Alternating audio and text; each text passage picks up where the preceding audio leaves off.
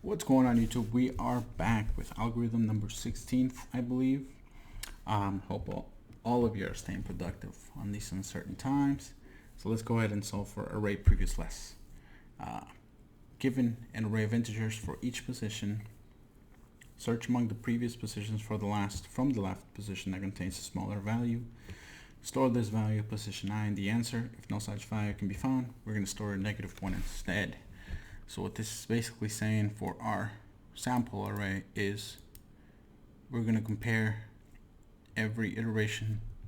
We're going to compare what's left of that. So for the 3, we're going to compare it to what's left of that. It's nothing. And if there's no value, we're going to save a -1 instead, and so on and so forth. So for 5 and 3, 5 is greater than 3, so then we save 3. So let's go ahead and demonstrate that here. Const, what we'll do is set an empty array, call it new items. And now we're going to loop. So let's loop I equals 0. Then I is less than items length. And we're going to be moving up by 1. Okay, so for the first condition, we're going to say if the iteration, current one, is greater than or equal to the iteration, not the iteration, but what's left of that current iteration,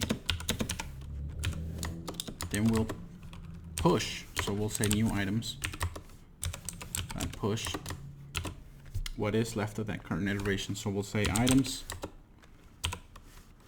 I minus 1. Okay, and if you guys remember, if there's no such value can be found, we're gonna store the -1 instead. So basically we'll just say else new items dot push a -1. Okay, so let's go ahead and return new items, and there's our answer. Basically it's gonna go through 3, and there's not it's this would be a false statement for the first iteration, so therefore it's gonna push a -1 in front of it, and for the second one it's true. So